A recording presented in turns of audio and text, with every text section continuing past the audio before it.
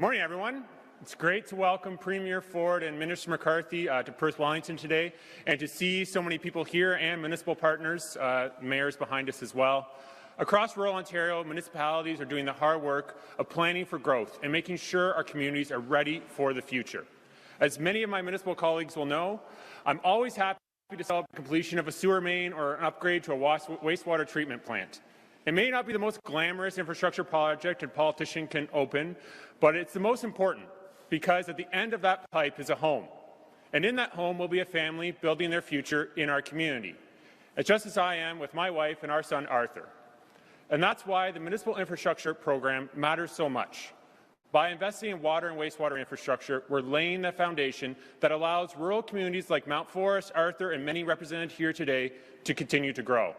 I want to invite someone to the podium who has been working hard to address the Village of Arthur's wastewater challenges, Mayor Andy Lennox. Thank you, everyone.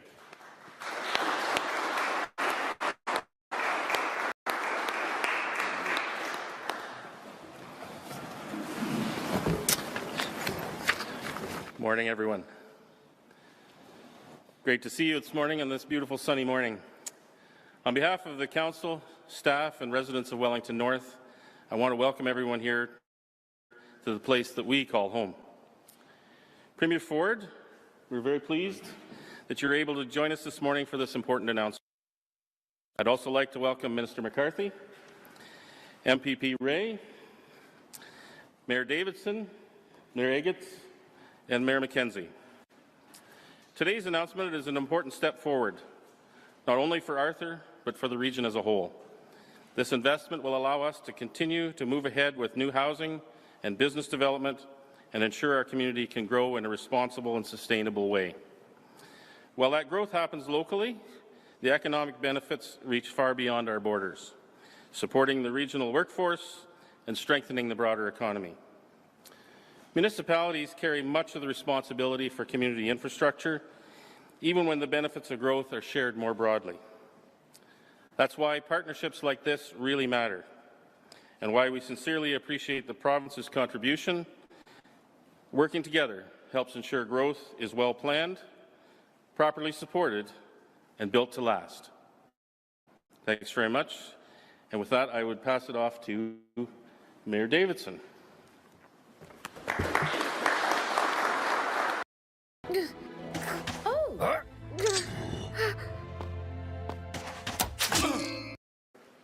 The township of Mapleton has seen limited growth for the past 2 decades because of wastewater capacity issues. In 2025, we broke ground on a $42 million infrastructure investment through the establishment of Northern Maple Utilities, Inc., our very own municipal services corporation. Premier, this funding from the province's health and safety water stream will go towards replacing the Drayton wastewater pumping station and critical conveyance infrastructure. In conjunction with the treatment system upgrades, we are also protecting the quality of water on the Conestoga River. Our expanded and renewed wastewater system will unlock housing mid-2027. We are very thankful for the relationships we have developed with Ministers Surma, Flack, and Calandra.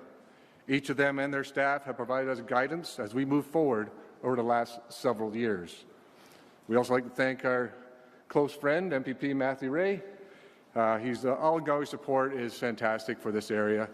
We have a champion here locally. Thank you for investing in Mapleton.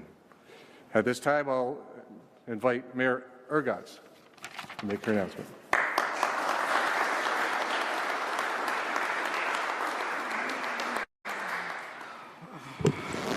Good morning, everyone. It's really great to be here. I can't thank the Premier, Minister McCarthy, Matthew Ray enough for the money that we got for Perth East. On behalf of our council and staff and the residents, we are very grateful for the money that we're going to use in Milverton. We're going to refurbish one of our wells, and then we'll be able to expand our village. So on behalf of everyone, it's great to see all of you here this morning. I'm a little overwhelmed. I didn't expect quite all this, but it's great to be here with you and these gentlemen. And now I'll pass it on to Mayor Walter McKenzie.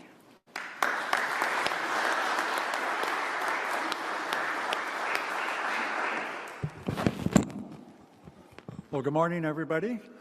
Premier, Minister McCarthy, I gotta say this. We talked briefly in the back. Minister McCarthy, a well-known name in West Perth, being that it's the day after St. Patrick's Day. We have the capital of West Perth is Dublin, and there's a few people from Dublin that probably aren't around this morning. They're likely sleeping in. Anyways, the municipality of West Perth is grateful for the Ontario government's support through more than $2 million in funding for the Herbert Street Sewage Pumping Station project. This much-needed investment will strengthen the critical infrastructure and help ensure the continued delivery of reliable wastewater services for our community. A significant step toward ensuring the long-term viability of essential services that support both our current residents and our future growth. Thank you, and at this time I'll turn it over to Minister McCarthy.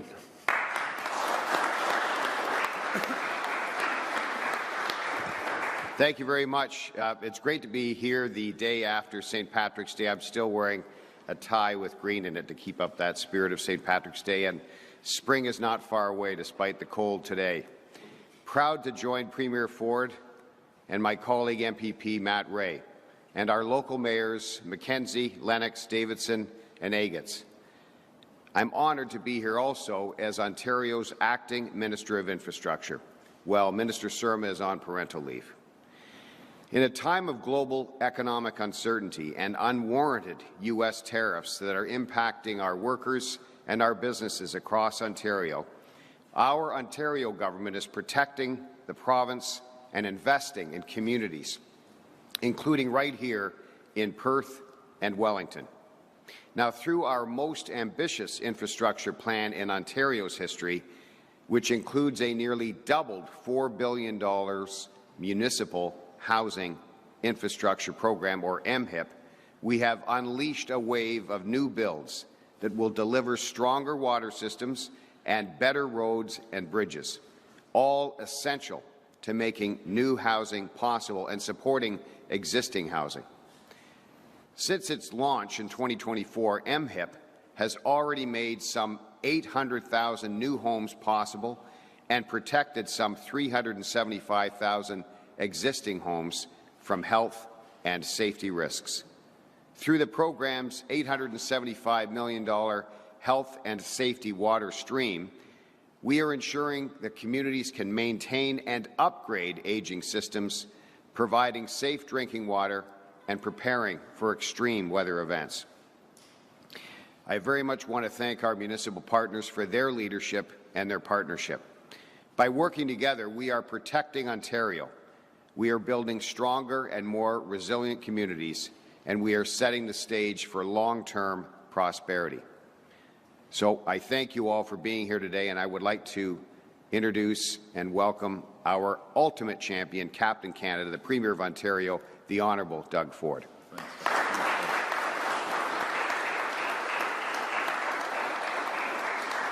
Well, first of all, good morning, everyone. And, you know, I love traveling the rural communities. They're salt-of-the-earth people, and I absolutely love it. And I want to thank Minister McCarthy for the kind introduction. You know, Todd was the Grand Marshal of the St. Patrick's Day Parade. You still smell little Bushmills on you, a little Irish whiskey. I had a party last night. I think he just rolled in from the end of the party, but it was a great party. And it's great to be here in Kennel for today's announcement alongside, and I say this so sincerely, your local champion, Matt Ray. He's a champion down there. Everyone loves Matt, and he keeps all 80 caucus members kind of herding along in caucus meetings, but they absolutely love you, Matt. And the reason we're here is specifically when we talk about infrastructure. He's jumping up and down on the table and over here, and he's doing his job, I'll tell you that. And I want to thank all the mayors for joining us today. You're the backbone of these communities, and we'll be there to support you and always have your backs. As President Trump's tariffs take direct aim at Canadian businesses and workers, our government has a plan to protect Ontario. I always say I have many areas that I have to look after, but my number one area is I have to protect every single person. I got to protect their families, protect the businesses, and protect their communities, and that's exactly what we're doing. We're building a province that is more competitive, more resilient, and more self-reliant, so we can stand up to tariffs, economic uncertainty, and whatever else comes our way. Across Ontario, we're cutting red tape, removing duplicative permits and reporting requirements, streamlining approvals, and keeping taxes and fees low. Matter of fact, we're keeping taxes so low, we've never raised a tax. Think of this. We've been in this politics for 3 generations, 3 decades, probably longer. We've never, ever raised a tax. We will never, ever raise a tax. I always say government has a spending problem. They don't have an income problem. What we're doing, we're reducing taxes, saving businesses and families up to $12 billion each and every single year, and 1.8 million working hours every year. That those 1.8 million working hours are filling out government paperwork, and those people can be reallocated somewhere more productive within the company. That is being reinvested into more jobs and bigger paychecks. We're breaking down internal trade barriers, building new pipelines, rail lines, airports, seaports, so we can find new trading partners and rely less on old ones. And we're powering economic growth by building the future of nuclear energy, including the first small modular reactors in the G7 and the first large-scale nuclear facilities in decades that will employ about 150,000 people. We're going to be spending over probably close to $200 to $300 billion building out energy for the future. Our government is also doubling down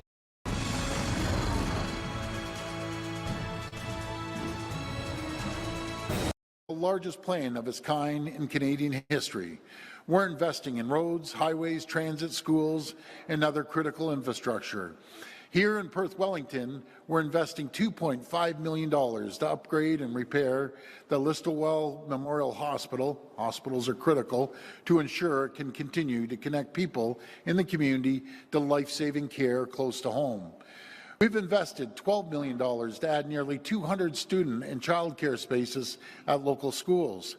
And we're investing $162 million to support road and bridge rehabilitation, intersection improvements, and highway expansion projects in the community, including the rehabilitation of Highway 6 between Kenilworth and Mount Forest, and the replacement of the South Saugeen River Bridge on Highway 89. We're making these investments to ensure families, workers, and businesses have the world-class services and infrastructure that they need to thrive in Perth Wellington.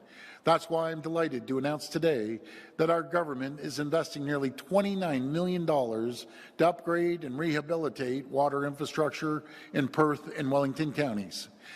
As part of our municipal housing infrastructure program, we're expanding and upgrading the Arthur Wastewater Treatment Plant, the Drayton Sewage Pumping Station in Mapleton, and the Herbert Street Sewage Pumping Station in West Perth, and the reservoir in Perth East.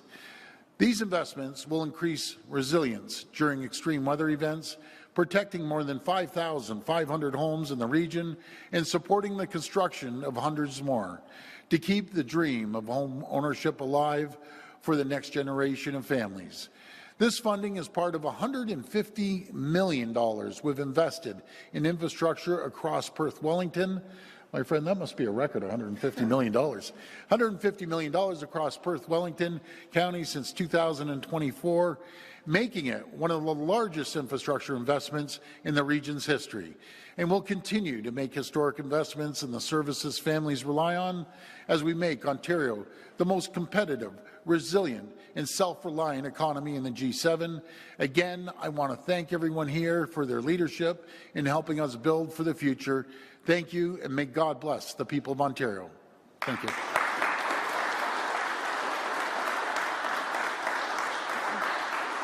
We will now take questions from the media. Media can come to the microphone and state their name and outlet. Just a reminder, the format is one question and one follow-up. First question. Mr. Premier, thank you for taking questions today. Thank you. Jeff Outhet, I'm a reporter with the Waterloo Region Record. Hi, Jeff. First question, school board trustees, your education minister has complained that they are too distracted and that students aren't progressing as fast as they should.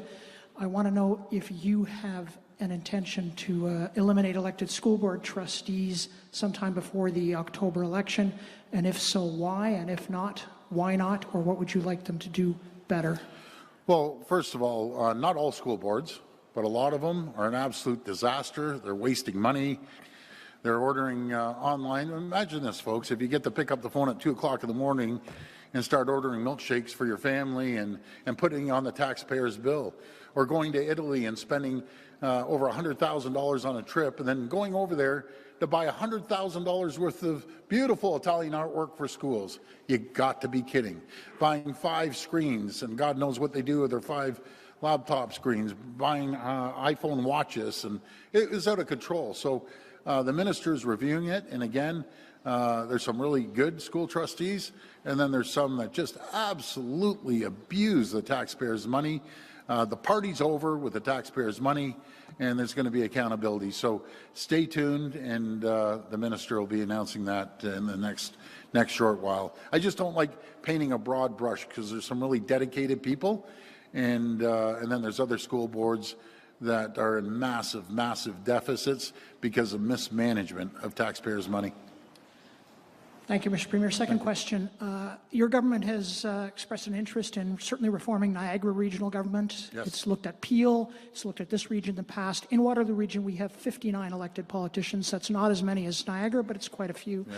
We have an elected chair, not an appointed chair, but the rumor in our region is that your government is going to appoint a chair to replace our elected chair and do some other intervention before October to change the municipal structure in Waterloo region. So I want to ask you, what are your government's plans with the municipal structure in the region of Waterloo, with the elected chair currently, or any other plans you have to change that? So we're reviewing right across the province, and again, our Minister of Housing will be announcing some changes. But it's always good to get rid of politicians. We have too many as far as I'm concerned. Give you an example in the Niagara region. Folks, for 500,000 people, they have 126 elected officials. I don't even think they know what they're doing there. 126. I get calls all the time. We have too many elected officials. To put it in perspective, the whole province has 124 MPPs. In Little Niagara region, they have 126 elected officials, so we have to streamline it. If you ask someone who their regional councillor is, they probably couldn't even tell you, but they know who their mayor is, because the mayors are the most important. Local councillors are. So we're going to look at saving taxpayers' money, and then they go and start giving double-digit tax increases. Unacceptable. They're wasting money. So we're going to streamline that. But we said to the mayors, if you don't lead it, you don't want to do it, then that's fine. But I need a majority of the mayors to either go for 4 regions. I think there's 11 different townships there. Cut it down to 4 or 1. Well, a few of them melted like chocolate soldiers. And I always say it's like asking the turkeys to vote for Thanksgiving. They aren't voting for Thanksgiving, I can assure you that.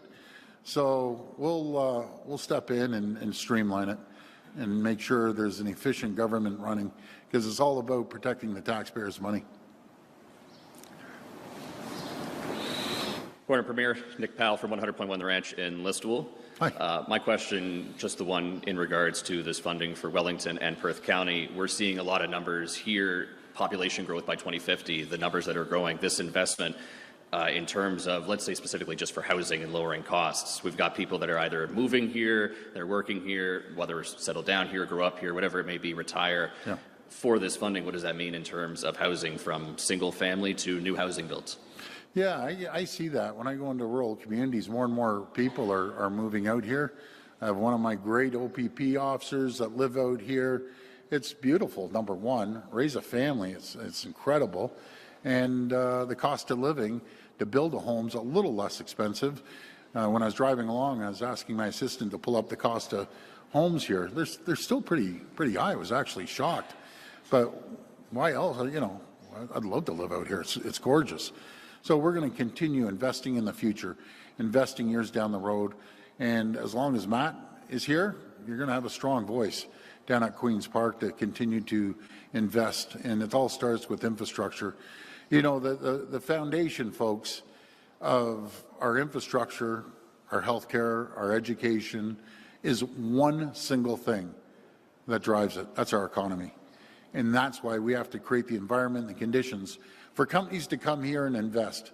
We have the best people, the smartest people anywhere in the world. I'll put Team Ontario up against anyone and we'll kick their butts. But the government has to create the environment, all three levels, to make it affordable for companies to come here, because I'll tell you, it is competitive out there. Oh my goodness, it's competitive. But in saying that, we've seen $213 billion of investment since we've been in office here in Ontario. As the previous government chased 300,000 cars out of our province, you go down by Windsor and all they saw is taillights going across the border. Now we see headlights coming in. There's 1 million more people working today than there was when I got elected in 2018, because you have to create that environment. And I always say again, you know, government has a spending problem, not an income problem. And we have a simple philosophy in our government. Let's put money into the folks' pockets here, right, rather than gouging them, because all you do is you stick your hand in your pocket, you got the government's hand in there, put it in their pockets. They might do things they might otherwise not be able to do. Maybe put a little renovation on, maybe put a down payment on a home, go out and buy your kids some clothes or go out for dinner. And you do that with companies, you know, cut taxes for them. They're going to invest in their people, they're going to invest in new equipment, into technology, and into infrastructure, and that will create more jobs.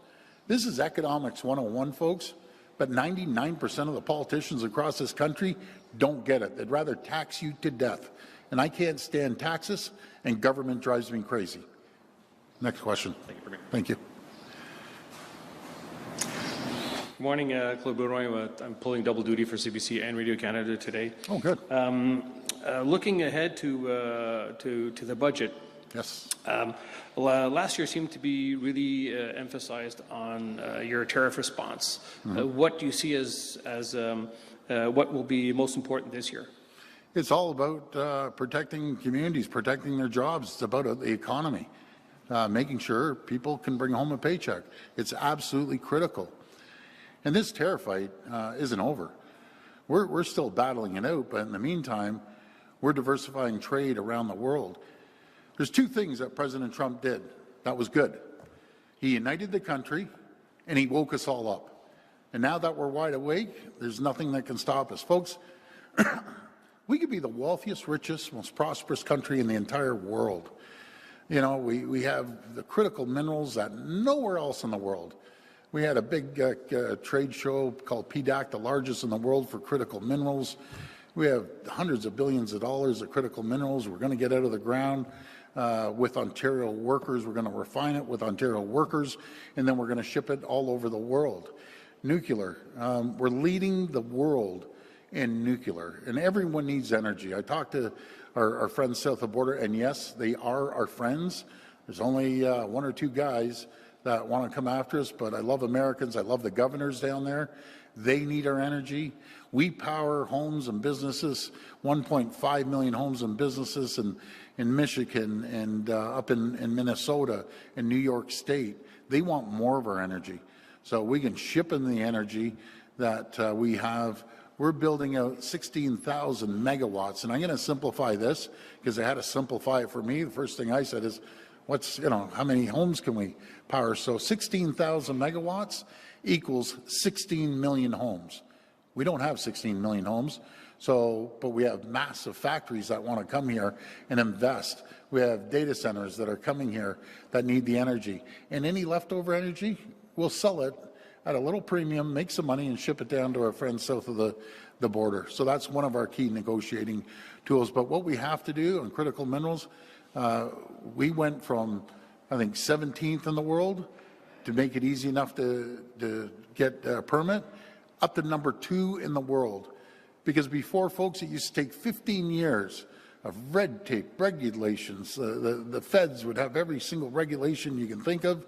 We got that out of the way. Now it's less than 24 months. And that's why PDAC, the mining show, was packed from all over the world. They want to invest here in Ontario, and that's what we're going to do to drive the economy. Thank you. In regards to the OPP report that was released yesterday, do you think it's enough to restore public confidence in the Toronto Police Service, considering they never contacted Mr. Zamir or his lawyer? Yeah, well, it cleared the police officers, and maybe the judge should apologize for accusing them of everything under the sun. That's the first step. Full disclosure, I love our police. I love all our police services across the province. I love our OPP because, folks, they put their lives on the line every single day. When you need help, who do you call? You call 911 for the police, and they show up. And we've lost a lot of police officers since I've been in office. Basically a few of them were just absolutely assassinated, and others were killed. So I support our police, and I think they do a great job. This will be the last reporter. Good morning, Mr. Premier. Jamie with City TV. A couple of questions here. First question is, the letter that you sent out to the other premiers asking about electric vehicles, given the fact that our economy wants to grow in the electric vehicle sector, just explain the conflict or clear it up for me. Yeah, so I sent a letter to Francois Legault in Quebec and over to Premier Eby in BC. You know, we're a big auto manufacturing province or jurisdiction, and our country's population is not large enough to consume all the autos we do. So they have certain rules. You have to hit certain emission caps, and all the environmental stuff. Don't get me wrong, folks. I'm all about the environment, but if we keep doing this GHG, greenhouse gases, and everything, and the other guy south of the border, that 90% of our vehicles get shipped, and he gets rid of everything, how do you compete? So all I'm asking is for them to get rid of all their environmental requests on cars, and let's start moving forward. That's what we need, and we need to support our auto workers from coast to coast to coast.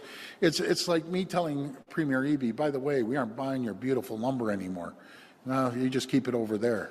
So it should be Team Canada, not Team XYZ province. We need to stick together as a country, and we're, united we stand, divided we fall. Still unclear, because our economy wants to grow in the EV sector, but I don't want to burn up a question about that. The next question is the wrapping of the statues at Queen's Park for this upcoming demonstration at Queen's Park, but also in Vaughan, there was a homeowner that shot a suspect. He showed up in hospital later on, and it was declared that the homeowner did have his guns stored properly and ammunition properly.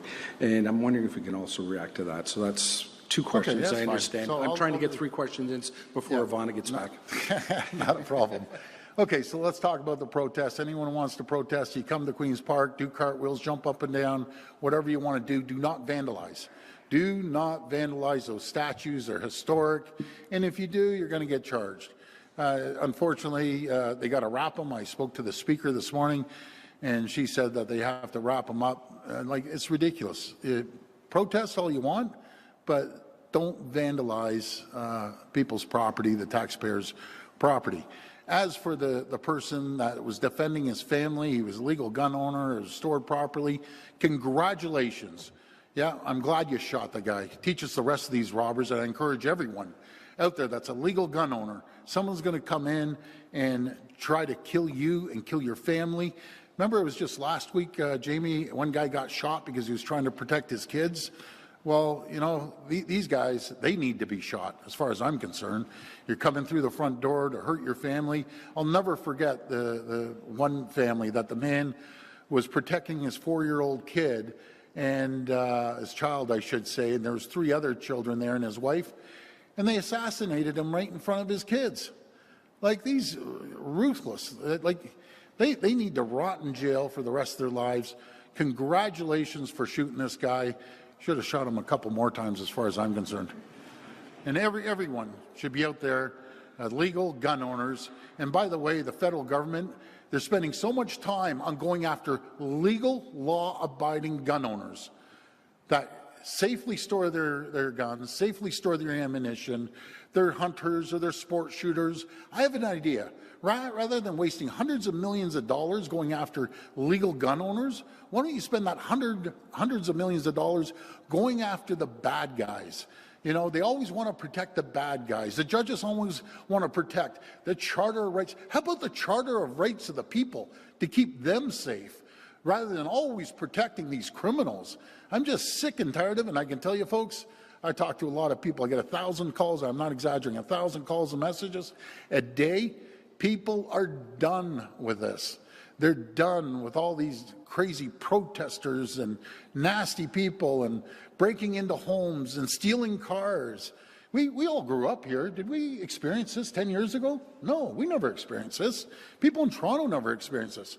I'm guessing about 5 years ago, you know, people just were so brazen because we have some great judges, but we have some really weak-kneed judges letting these criminals out on bail, not once, not twice, 4 or 5 times, just to go, okay, Johnny, go out and break into the next house.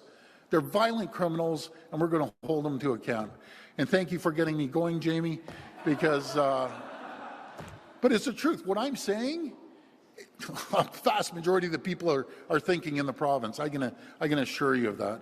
So anyways, folks, God bless you. We'll always have your backs, and we're going to keep moving forward. Thank you so much.